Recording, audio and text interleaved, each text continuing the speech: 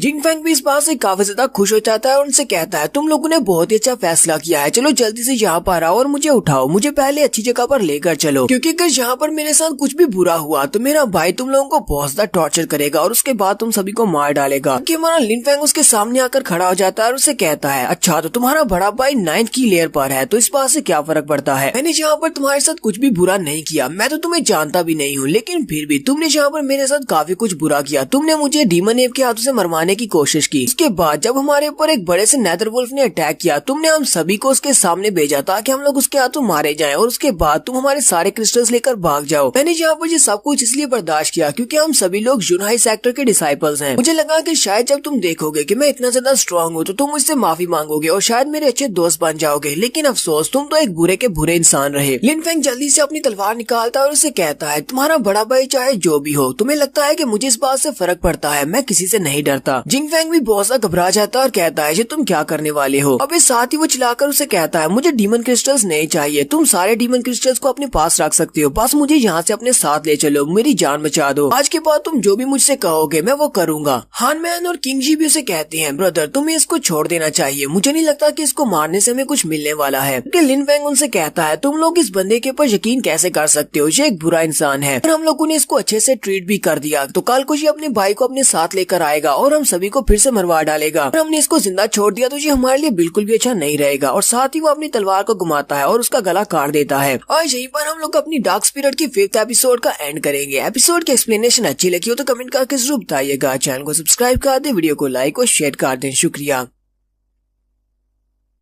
तो गाइस कैसे हैं आप सब लोग? डार्क स्पिरिट के एपिसोड 6 के साथ हाजिर हो। तो लास्ट एपिसोड के एंड पे हमने देखा था जिन फेंग जो कि उस बड़े से नेदर वुल्फ के साथ फाइट करते हुए जख्मी हो जाता है। वो वहाँ पर जख्मी होने के बाद जब वो वहाँ पर देखता है कि लिन फेंग ने वहाँ पर नेदर वुल्फ को मार दिया है, तो वो उनसे कहता है, अगर तुम लोग मेरी जान नहीं बचाते, तुम्हारे पास जितने भी क्रिस्टल्स हैं उनमें से आधे क्रिस्टल तुम मुझे नहीं देते, तो फिर मैं वापस जाने के बाद अपने भाई को इस बारे में बताऊंगा। मुझे अगर यहाँ पर कुछ भी होता है तो मेरा भाई तुम लोगों को नहीं छोड़ेगा, इसलिए तुम्हें मुझे आधे क्रिस्टल्स देना पड़ेंगे और मेरी जान जान बचाना पड़ेगी। जबकि हमारा लिन फेंग उसकी बात सुनने के बाद आगे बढ़ता है और अपनी तलवार के साथ उसका गला काट देता है, उसको वहीं पर मार देता है। बाकी के सभी भी काफी ज्यादा हैरान होते हैं और उसे कहते हैं, ब्रदर लिन फेंग, ये तुमने क्या कर दिया? इसके बड़े भाई का नाम जिन हाओ है, जो कि हमारे यूनहाई सेक्टर का 9th लेवल का मास्टर है। वो अपनी 9th की लेयर पर है। लिन फेंग उनसे कहता है, तुम्हें जहाँ पर इस बारे में किसी को भी बताने की जरूरत नहीं है। तुम सभी लोग भी सब में शामिल थे। जहाँ पर जो कुछ भी आया उस सभी की जिम्मेदारी मैं अपने कंधों पर लेता हूँ। तो कोई भी तुमसे इस बारे में पूछे कि जिन फेंग के साथ क्या हुआ है, तुमको सिर्फ यही बताना है कि ये सब कुछ मैंने किया है, यानी कि लिन फेंग ने किया है। हान मैन आगे बढ़ता है और उसे कहता है, ब्रदर लिन फेंग, मैं हान मैन, मैं इतना भी डरपोक नहीं हूँ कि मौत के डर से मैं अपने दोस्त को पीछे छोड़ दूं। यहाँ पर तुमने हम सभी के लिए सब कुछ किया है, क्योंकि अगर तुम ऐसा नहीं करते तो जिन फेंग हमसे हमारे क्रिस्टल्स भी छीन लेता और साथ ही में मरवा भी डालता। किंग जी भी आगे बढ़ता है और उसे कहता है, इसने बिल्कुल ठीक कहा, हान मैन बिल्कुल ठीक कह रहा है, हम लोग भी तुम्हारे साथ ही सब में शामिल हैं। यहाँ पर जो कुछ भी हुआ है उस सब में हमारा भी हाथ है। जिंग जुन भी उसे कहती है, ठीक है, मैं भी सब में तुम्हारे साथ शामिल हूँ। हम ये सारी की सारी जिम्मेदारी तुम्हें अकेले नहीं उठाने देंगे। जबकि लिन फेंग उन सभी की बातें सुनने के बाद सोच रहा होता है, यहाँ पर यूनाई सेक्टर में वापस आने के बाद मुझे अच्छे और सच्चे दोस्त मिल ही गए। लिन फेंग उनसे कहता है, मैं तुम लोगों के इस फैसले की बहुत ज्यादा इज्जत करता हूँ और तुम सभी का बहुत बहुत शुक्रिया मेरे पर भरोसा करने के लिए, मेरा यहाँ पर साथ देने के लिए, मुझे अकेला ना छोड़ने के लिए। लेकिन मुझे लगता है कि अभी हमें और ज्यादा आगे नहीं जाना चाहिए, हमें यहीं से वापस चले जाना चाहिए, क्योंकि जितना ज्यादा हम लोग आगे जाएंगे उतनी ज्यादा पावरफुल मॉन्स्टर्स के साथ हमारा सामना होगा और हम लोग उन मॉन्स्टर्स को हरा नहीं पाएंगे। हान मैन उसे कहता, हाँ बिल्कुल, हमारे पास अभी काफी सारे क्रिस्टल्स हो चुके हैं, चलो अभी यहीं से वापस चलते हैं। सब कुछ तुम्हारी वजह से हुआ है कि हमें यहाँ पर काफी सारे क्रिस्टल्स मिल सके हैं। किंग जी उसे कहता है, हाँ, इन सारे क्रिस्टल्स की मदद से हम लोग न सिर्फ यहाँ पर एनहेंसमेंट पिल्स ले सकते हैं, बल्कि हम लोग अपने लिए काफी सारे इक्विपमेंट्स को भी खरीद सकते हैं। तो सभी लोग वहाँ से वापस की तरफ चल पड़ते हैं। जबकि वहाँ से वापस की तरफ जाते हुए हमारा लिन फेंग पीछे की तरफ देखता है, जिन फेंग की डेड बॉडी की तरफ, और साथ ही वो सोच रहा होता है, इसने यहाँ पर जो भी क्राइम किए हैं वो उन सारे क्राइम से बच नहीं सकता था, इससे इसके गुनाह की सजा ही मिली है। फ्यूचर में अगर मेरा सामना इस तरह के किसी और लोगों के साथ होता है जो लोग बुरे हैं और मुझे मारना चाहते हो, मैं उन सभी को मार डालूंगा, मैं किसी को भी नहीं छोड़ूंगा। तो उसी वक्त उसकी नजर उसके कपड़ों में रखी हुई एक मार्शल आर्ट्स की बुक पर पड़ती है। वो आगे बढ़ता है और कहता है, इसके पास तो एक मार्शल आर्ट्स की बुक है। उस बुक को निकालता है तो उसके ऊपर एक टेक्निक का नाम लिखा होता है जिसका नाम रोरिंग थंडर स्वर्ड स्किल होता है। लिन फेंग काफी ज्यादा खुश हो जाता है और कहता है, मैंने तो ऐसा सोचा भी नहीं था कि ये इस तरह की सीक्रेट ट्रेजर बुक को अपने पास रखेगा। के ऊपर तो इनकी फैमिली की सीक्रेट टेक्निक लिखी हुई है, चलो अब ये मेरी हुई। तो उस बुक को अपने पास रख लेता है। लिन फेंग कहता है, रोरिंग थंडर स्वर्ड स्किल ये काफी अच्छा स्किल है, अगर मैंने इसको मास्टर कर लिया मुझे बार बार अपनी ड्रॉ स्वर्ड मेथड को यूज नहीं करना पड़ेगा। अपने ड्रॉ स्वर्ड मेथड को सिर्फ सरप्राइज अटैक के लिए रखूंगा, जबकि इस रोरिंग स्किल को हर बार यूज किया जा सकता है और हर बार ये लेवल अप किया जा सकता है। तो वो सभी लोग वापस से अपने यूनहाई सेक्टर में आ जाते हैं। किंग जी उसे कहता है, ब्रदर लिन फेंग, अब आगे तुम क्या करने वाले हो? जबकि हम लोग अपने यूनहाई सेक्टर में वापस आ गए हैं, तो इसके आगे तुम्हारा क्या प्लान है? लिन फेंग उसे कहता है, जबकि हमने सारे क्रिस्टल्स को बेचने के बाद कुछ एनहेंसमेंट स्पिल्स को खरीद दिया है, तो मैं उन एनहेंसमेंट स्पिल्स को अपनी बॉडी के अंदर एब्जॉर्ब करना चाहूंगा। उसके बाद मैं अपनी ट्रेनिंग को आगे बढ़ाऊंगा ताकि मैं अपने स्किल्स को और ज्यादा बेहतर कर सकूं, साथ में मेरी कल्टीवेशन भी बढ़ सके। किंग जी उसकी बात सुनने के बाद कहता है, तो तुम भी यहाँ पर अपनी कल्टीवेशन को बहुत ही तेजी से बढ़ाना चाहते हो, मेरे पास तुम्हारी कल्टीवेशन को तेजी से बढ़ाने का एक बहुत ही अच्छा रास्ता है कि हम लोग बहुत ही जल्दी स्टॉर्मिंग गॉर्ज की तरफ जाने वाले हैं। अगर तुम चाहो तो हम सभी लोग मिलकर स्टॉर्मिंग गॉर्ज की तरफ जा सकते हैं, क्योंकि स्टॉर्मिंग गॉर्ज में बहुत ज्यादा पावरफुल फाइटर्स होते हैं। वो सारे के सारे फाइटर्स वहाँ पर एक दूसरे के साथ स्पार मैचेस करते हैं। अगर हम लोग वहाँ पर जाकर किसी स्ट्रॉन्ग फाइटर के साथ फाइट करेंगे तो इससे हमारी कल्टीवेशन काफी तेजी से बढ़ेगी। हान मैन उसे कहता, अब जबकि तुमने स्टॉर्मिंग गॉर्ज का नाम लिया है तो मैं भी वहाँ पर जाना चाहता हूँ, क्योंकि मुझे भी अपनी कल्टीवेशन को बढ़ाना है। वहाँ पर जाकर किसी स्ट्रॉन्ग फाइटर के साथ फाइट करूंगा ताकि मेरा एक्सपीरियंस बढ़ सके। किंग जी उसे कहता है, हान मैन, तुम्हारे पास जो स्पेशल कुंफू है अर्थ टाइप का, वो काफी ज्यादा स्पेशल है, इसलिए मुझे लगता है कि वहाँ पर जाने से तुम्हें काफी ज्यादा फायदा हो सकता है। हान मैन लिन फेंग से कहता है, लिन फेंग, फिलहाल के लिए तो हम सभी लोग अपने रास्ते पर चले जाते हैं, लेकिन अगर हमारी किस्मत में हुआ तो हम सभी लोग एक साथ स्टॉर्मिंग गॉर्ज में जाएंगे और वहाँ पर जाकर ट्रेनिंग करेंगे। लिन फेंग उसे कहता, हाँ क्यों नहीं, अगर तुम सभी के पास फ्री टाइम हुआ तो मुझसे मिलने के लिए आना, हम सभी लोग आपस में गेट टुगेदर जरूर करेंगे, क्योंकि आज के बाद हम सभी लोग अच्छे दोस्त हैं। फिर वो सभी लोग एक दूसरे को बाय बोलते हुए वहाँ से अलग हो जाते हैं। वहाँ से अलग होने के बाद हमारा लिन फेंग माउंटेन एरिया की तरफ चला आता है ताकि वो वहाँ पर आकर रोरिंग थंडर स्वर्ड स्किल को मास्टर कर सके। लिन फेंग वहाँ पर आने के बाद सोच रहा था, मेरी पुरानी मेमोरीज के मुताबिक जब मैं पिछली बार स्टॉर्मिंग गॉर्ज में गया था तो वो मेरे लिए बहुत ही बुरा साबित हुआ कि उस वक्त तो मैं बहुत ज्यादा कमजोर था, सभी लोग मुझे कचरा समझते थे और उन्होंने मुझे बहुत ज्यादा बुरी तरह से पीटा था। लिन फेंग वापस से माउंटेन में चला जाता है और कहता है, इस बार जब मैं स्टॉर्मिंग गॉर्ज में जाऊंगा तो वहाँ पर जाने के बाद मैं सबको बता दूंगा कि मैं कोई कचरा नहीं हूँ। सभी ने जो मुझे कचरा कहा था उन्हें अपने अल्फाज को वापस लेना होगा। एक सीन कुछ दिनों के बाद का दिखाया जाता है। कुछ दिनों के बाद लिन फेंग अपनी ट्रेनिंग को कंप्लीट कर लेता है। जहाँ पर पर रोरिंग थंडर स्वर्ड स्किल को सीख लिया है और उसके सामने एक बड़ा सा गड़ा बन चुका होता है, यानी कि उसने वहाँ पर अपने स्किल को अप्लाई किया था। और हमारा लिन फेंग भी वहीं पर बैठा होता है। लिन फेंग कहता है मैंने जो एनहेंसमेंट स्पेस को अपनी बॉडी में एब्जॉर्ब किया है वो तो काफी ज्यादा अच्छी है, मेरी पावर पहले से बढ़ चुकी है। अब तुम्हें अपनी डार्क स्पिरिट को यूज किए बिना ही इतनी ज्यादा पावर को रिलीज कर सकता हूँ, क्योंकि पहले मैं अपनी 7th की लेयर पर था, लेकिन अब अपडेट होने के बाद मैं 8th की लेयर पर पहुंच चुका हूँ। तो लिन फेंग अभी वहीं पर बैठा अपने स्किल्स के बारे में सोच रहा होता है कि उसी वक्त उसका वो वाला कजन यहाँ पर आता है जिसने एपिसोड की शुरुआत में इसको मार दिया था। वो आते ही उसको कहता है लिन फेंग तुम फैमिली के नाम पर एक दब्बा हो, लेकिन फिर भी तुम यहाँ पर हो, कि पिछली बार मैंने तुम्हें बहुत ही बुरी तरह से पीटा था। मेरी इतनी ज्यादा कोशिश करने के बाद कि तुम अभी तक मरे नहीं हो, और अगर तुम जिंदा बच गए तो तुम्हें यहाँ पर वापस आने की गलती नहीं करनी चाहिए थी। लगता है कि इस बार मुझे तुम्हें अच्छी तरह से मारना होगा और मारने के बाद तुम्हारी बॉडी के पीसेस करने होंगे ताकि मैं इस बात को मेक श्योर कर सकूं कि तुम वाकई में मर गए हो। लिन फेंग उसके इंसल्ट करते हुए कहता है लगता है कि तुमने अभी तक अपने छोटे भाई के बारे में नहीं सुना। क्या तुमने नहीं सुना कि फैमिली मीटिंग में मैंने लिन जुन के साथ क्या किया है? ये बात सुनने के बाद लिन हैंग भी काफी ज्यादा गुस्सा हो जाता है और कहता है तुमने यहाँ पर एक और बड़ी गलती कर दी, मैं इस बात को भूला नहीं हूँ। मुझे पता है कि मेरे छोटे भाई लिन जुन के साथ तुमने क्या किया है। अब तो तुम्हें मेरे छोटे भाई के ऊपर अटैक करने की कीमत भी यहीं पर चुकाना पड़ेगी। तो लिन फेंग जल्दी से उठकर खड़ा हो जाता है और उसे कहता है चलो फिर ठीक है, मुझे भी तुम्हारे साथ कुछ पुराने स्कोर्स को सेटल करना है। लास्ट टाइम तुमने मुझे बुरी तरह से पीटा था, लेकिन इस बार मैं उसका हिसाब चुकाऊंगा। लेकिन फिर भी क्योंकि हम दोनों एक कजिन्स हैं, इसलिए मैं तुम्हें यहाँ पर मौका देता हूँ, मुझसे माफी मांगो तो मैं तुम्हें यहाँ से जिंदा जाने दूंगा। लिन हैंग उसकी बात सुनने के बाद काफी ज्यादा गुस्सा होता है और उसके ऊपर अटैक करने के लिए आगे बढ़ता है और कहता है लगता है कि मुझसे मार खाने के बाद तुम्हारा दिमाग खराब हो गया है, तुम आज भी वही कचरे के कचरे हो। मेरे छोटे भाई को हरा देने का मतलब ये नहीं है कि तुम कोई बहुत ही बड़े वॉरियर बन गए हो। और साथ ही वो अपनी पावर्स को रिलीज करते हुए लिन फेंग के चेहरे पर एक जबरदस्त पंच मारता है, लेकिन लिन फेंग तो अपनी जगह से हिलता भी नहीं। आगे से वो मुस्कुराना शुरू कर देता है और उसे कहता है क्या बस इतना ही कर सकती हो, तुम्हारे पंच में तो दम ही नहीं है। लिन हैंग बहुत ज्यादा हैरान होता है और कहता है ऐसा कैसे हो सकता है।